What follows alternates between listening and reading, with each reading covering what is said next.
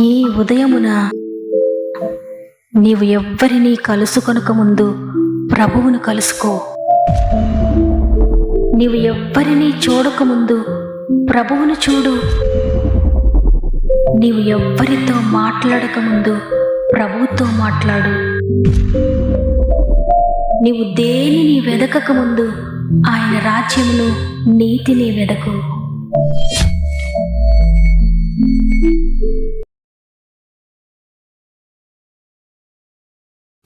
Praise the lord. ఈ ఉదయకాలమున God first అనే ఆధ్యాత్మిక కార్యక్రమానికి మిమ్మల్ందరినీ హృదయపూర్వకంగా ఆహ్వానిస్తూ ప్రభువైన యేసుక్రీస్తు నామములో నా యొక్క ప్రత్యేకమైన శుభములు తెలియజేస్తున్నాను. ఎలా ఉన్నారు దేవుని బిడ్డలారా?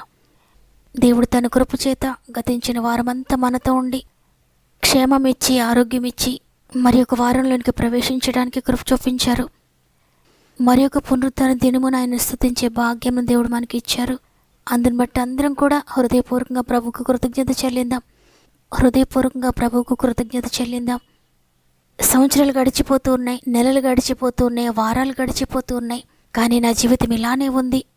ఏ వాగ్దానం కూడా నా జీవితంలో నెరవేరడం లేదని ఎంత మాత్రం కూడా దిగులు పడకండి. మాట ఇచ్చిన దేవుడు నేను సిగ్గుపడనివ్వడు, తప్పక నిన్ను లేవనెత్తుతాడు, నీ తల పైకెత్తబోతూ ఉన్నాడు దేవుడు. అయితే దేవుని సమయం కొరకు విశ్వాసంతో ఎదురు చూడండి. మీ విశ్వాసమే మీ జీవితాల్లో అద్భుతాలు చేయబోతోంది. అంతేకాకుండా మీలో ఇంకెవరికైనా రిక్వెస్ట్ ఉంటే కామెంట్స్ ద్వారా తప్పక నాకు తెలియచేయండి. కామెంట్ చేస్తున్న మీ అందరిని గురించి నేను తప్పక ప్రార్థిస్తున్నాను. దేవుడిని హృదయంలో పెట్టిన భారమును బట్టి మీ జీవితంలో దేవుడు జోక్యం చేసుకోవాలని, మిమ్మల్ని లేవనెత్తాలని, లేవనెత్తే చేతులకు మిమ్మల్ని అప్పగిస్తున్నాను. చెయ్యి విడవక మిమ్మల్ని లేవనెత్తుతాడు. ధైర్యం తెచ్చుకోండి. సమస్త మహిమ ఘనత ప్రభావములు దేవునికి చెల్లునుగాక. మనందరం ఎదురు చూస్తున్నాం కదా, దేవా నాతో ఏం మాట్లాడతారయ్యా అని. ఈరోజు ప్రభు వాగ్దానం చేస్తున్నారు. చూడండి, సంఖ్యాకాండము 23వ అధ్యాయము 19వ వచనము. దేవుడు అబద్ధమాడుటకు ఆయన మానవుడు కాడు, పశ్చాత్తాపపడుటకు ఆయన నరపుత్రుడు కాడు. ఆయన చెప్పి చేయకుండునా, ఆయన మాట ఇచ్చి స్థాపింపకుండునా. ఆమేన్. ఈరోజు ఈ మాటలు వింటున్న ప్రియ సహోదరి, ప్రియ సహోదరుడా, నిర్జీవంగా ఉండి ఈ మాటలు వింటూ ఉన్నారా? హృదయం నిండా వేదనతో ఉండి ఈ మాటలు వింటూ ఉన్నారా? నిరుత్సాహం వెంటాడుతూ ఉంటే ఏమవుతుందిలే, నా జీవితం ఏముందిలే, ఏదో వింటున్నాను అన్నట్లుగా ఈ మాటలు వింటూ ఉన్నారా? ఇన్ని వాగ్దానాలు వింటున్నాను కానీ నా బ్రతుకు మాత్రం ఏమీ మారలేదు, నా జీవితం ఇలానే ఉంది. సంవత్సరాలు గతించిపోతున్నాయి, నెలలు గతించిపోతున్నాయి, వారములు గతించిపోతున్నాయి, దినాలు గతించిపోతున్నాయి. కానీ నేను మాత్రం ఎక్కడ వేసిన గొంగళి అంటే అక్కడే ఉన్నాను. ఈ మార్పు లేని జీవితమేకి ఇంతేనేమో అని అనుకుంటూ ఈ మాటలు వింటున్నా ప్రియ సహోదరి, దేవుడు నీతో మాట్లాడుతున్నారు. ప్రియ సహోదరుడా, దేవుడు నీతో మాట్లాడుతున్నారు. నేను అబద్ధమాడడానికి నేను మనిషిని కాదు. ఒక మాట ఇచ్చేసి, ఒక వాగ్దానం చేసేసి అది జరిగించలేక అయ్యో నేను చేయలేకపోయాను అని పశ్చాత్తాపడడానికి నేను నర్మాత్రుడను కాదు. నేను మాట ఇచ్చానంటే దాన్ని స్థాపించకుండా ఉంటానా అని ఈరోజు దేవుడు నేను ప్రశ్నిస్తూ ఉన్నాడు. అవును, అనేక సార్లు దేవుడు వాగ్దానం ద్వారా నీతో మాట్లాడినప్పుడు ఆ వాగ్దానం నా జీవితంలో నెరవేరుతుందని నీవు నమ్మి అది నెరవేరక అనేక సంవత్సరాలకు వెళ్ళి గతించిపోతూ ఉన్నాయేమో. ఎన్ని రోజులైపోయింది, ఎన్ని నెలలైపోయాయి, ఎన్ని సంవత్సరాలు అయిపోయాయి, ఈ వాగ్దానం మాత్రం నా జీవితంలో నెరవేరలేదంటే దేవుడు మాట ఇచ్చి నెరవేర్చలేడేమో, ఇది దేవుడు మాట్లాడిన మాట కాదేమో, దేవుడు నాతో మాట్లాడలేదేమో అన్నట్లుగా నీవు నిరుత్సాహపడుతున్నావేమో.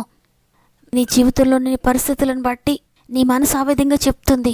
కానీ దేవుడు మాత్రం మాట ఇచ్చారు అంటే దాన్ని వెనక్కి తీసుకోడు. నేను ప్రతిరోజు చెప్తూ ఉన్నాను, ఆయన మాట శక్తి కలిగిన మాట. మనిషి రొట్టె వలన మాత్రం కాదు కానీ దేవుని నోట నుండి వచ్చి ప్రతి మాట వలన జీవిస్తాడు. నీకు ఏమున్నా ఏమి లేకపోయినా ఆయన మాట నిన్ను బ్రతుకు అంటే బ్రతుకుతావు. ఆయన మాట నీవు ఆశీర్వదించబడతావంటే నువ్వు ఆశీర్వదించబడతావు. ఆయన మాట నీకు సమాధానం కలుగును గాక అంటే నువ్వు సమాధానం పొందుకుంటావు. ఆయన మాట నిన్ను స్వస్థపరుస్తున్నాను, నిన్ను స్వస్థపరచు యెహోవాను నేనే అంటే తప్పక నీవు స్వస్థత పొందుకుంటావు. ఈ విధంగా ఆయన ఏ మాట ఇచ్చినా ప్రతి మాట కూడా నీ జీవితంలో నెరవేరుతుంది అంటే నెరవేర్చగలిగిన దేవుడే నీతో మాట్లాడుతున్నారు కాబట్టి తప్పక నెరవేరుతుంది ఏ మాట అయినా కూడా. కొరింథీయులకు వ్రాసిన పత్రికలో ఉంది, దేవుని వాగ్దానములు ఎన్ని అయినను క్రీస్తులో అన్నీ అవునన్నట్లుగానే ఉన్నాయని. అవును, అన్నీ కూడా క్రీస్తులో ఉన్న మన జీవితంలో అన్నీ కూడా ఆయన అవును అంటాడు కానీ నో అని చెప్పడు. నీవు నమ్మిన దానిని ఆమెననువాడు ఆయన. అబ్రహాము జీవితంలో వాగ్దానం చేశాడు దేవుడు, నీ సంతానాన్ని ఆకాశ నక్షత్రముల వల్ల చేస్తానని. ఆ వాగ్దానాన్ని ఆయన వెనక్కి తీసుకోలేదు. సంవత్సరాలు గతించిపోతూ ఉంటే నిరుత్సాహం కలిగింది అబ్రహాముకు, కానీ దేవుడు మాత్రం దాన్ని మర్చిపోలేదు. ఇచ్చిన వాగ్దానాన్ని లేట్ అయినా ఆలస్యమైనా జరిగించాడు దేవుడు. ఇశ్రాయేలీయులకు దేవుడు వాగ్దానం చేశాడు, ఐగుప్తు బానిసత్వం నుండి మిమ్మల్ని విడిపించి వాగ్దాన దేశంలోనికి మిమ్మల్ని చేరుస్తానని. ఆయన మాట ఇచ్చాడు వారితో. వాగ్దాన దేశం చేరే లోపల ఎన్నో కష్టాలు ఎదురయ్యాయి, ఎన్నో భయంకరమైన ఇబ్బందులు వారు పడ్డారు. అన్ని సంవత్సరాలు కూడా శోధనలు గుండానే ప్రయాణించారు. కానీ ఎన్ని శ్రమలు వచ్చినా, ఎన్ని కష్టాలు వచ్చినా, ఆగిపోయే పరిస్థితులు ఎదురైనా, ముందుకు సాగడానికి అవకాశం లేకపోయినా ప్రతి ఆటంకమును కూడా తొలగించి దేవుడు వాగ్దాన దేశంలోనికి వారిని చేర్చాడు. హన్నా ప్రభు సందులోకి వెళ్ళి ప్రార్థించినప్పుడు మరలా వచ్చే సంవత్సరం ఈ సమయానికి నీ గర్భం తెరవబడుతుందని దేవజనం ద్వారా దేవుడు మాట్లాడాడు. ఆయన ఇచ్చిన మాటను దేవుడు నెరవేర్చాడు. మరలా వచ్చే సంవత్సరం అదే సమయానికి దేవుడు సమూయేలును దయచేశాడు హన్నాకు. హిజ్కియా మరణకరమైన వ్యాధితో ప్రార్థించినప్పుడు ప్రవక్త ద్వారా దేవుడు మాట్లాడారు, నీ ప్రార్థన వినబడింది, నేను స్వస్థపరుస్తున్నాను, నీకింకా 15 సంవత్సరాల ఆయుష్కాలం దయచేస్తున్నానని ఆయన మాట ఇచ్చాడు. ఆ మాట ప్రకారంగానే హిజ్కియాను స్వస్థపరిచాడు దేవుడు. తిరిగి 15 సంవత్సరాల ఆయుష్కాలాన్ని పొడిగించాడు. ఈ విధంగా బైబిల్ గ్రంథం అంతా చూస్తే ఎన్ని గంటలైనా సరిపోవు ఆయన మాట ఇచ్చి నెరవేర్చిన విషయాల గురించి మాట్లాడుకుంటే. ఆనాడు చేసిన ప్రభు ఈరోజు నీ జీవితంలో కూడా జరిగిస్తానని వాగ్దానం చేస్తున్నారు. ఏ వాగ్దానం కూడా నా జీవితంలో నెరవేరడం లేదని నువ్వు బాధపడుతున్నావేమో. ఈరోజు ఈ వాగ్దానం నీ కొరకే. నేను అబద్ధమాడడానికి నరమార్తుడని కాదు కదా, పశ్చాత్తాపపడ్డానికి నేను మనిషిని కాదు కదా, నేను చెప్పానంటే చేయకుండా ఉంటానా అని దేవుడి రోజు నీతో మాట్లాడుతున్నారు. అందువల్ల మీ పరిస్థితులు ఏ విధంగా మారిపోతున్నా భయపడకండి. ఈ వ్యాధి ఇంకా తగ్గలేదేంటి, ఈ ఆర్థిక బంధకాల నుండి విడుదల పొందలేదేంటి, ఈ సమస్య ఇంకా ఈ విధంగానే ఉందేంటి నా జీవితంలో, ఇంకా గర్భం తెరవబడలేదేంటి, ఇంకా వివాహం జరగలేదేంటి, నా బిడ్డల జీవితంలో ఇంకా మార్పు కలగలేదేంటి, ఎన్ని సంవత్సరాలు గతించిపోతూ ఉన్న నా పరిస్థితులు ఏంటి ఈ విధంగానే ఉంటున్నాయి అని ఒకవేళ బాధపడుతున్నావేమో. భయపడొద్దు, బాధపడొద్దు. దేవుడు తప్పక ఆయన ఇచ్చిన మాట నీ జీవితంలో నెరవేర్చబోతున్నాడు. సాతాను ఒకవేళ నీతో దేవుడు నీ జీవితంలో ఏ కార్యము జరిగించడని చెప్తూ ఉన్నా, అబద్ధికుడు, అబద్ధాలకు జనకుడైన సాతానును ఎదిరించి, నేను నమ్మిన ప్రభువు అబద్ధమాడడానికి నరమాత్రుడు కాదు, నీ అబద్ధాలు నేను నమ్మను అని శత్రువైన సాతానుతో చెప్పండి, వాడిని ఎదిరించండి. వెంటనే మీకు అబద్ధాలు చెప్పడం మాని వాడు వెళ్ళిపోతాడు.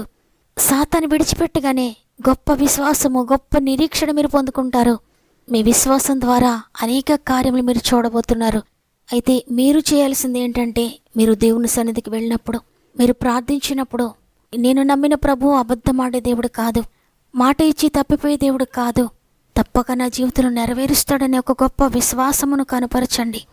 ఎప్పుడైతే అటువంటి విశ్వాసం మీరు కలిగి ఉంటారో అనేక అద్భుతాలు మీ విశ్వాసం ద్వారా మీరు చూడబోతున్నారు. దేవుడు మీకు తోడుగా ఉంటాడు. ఆయన మాట తప్పక మీ జీవితంలో నెరవేర్చబడుతుంది.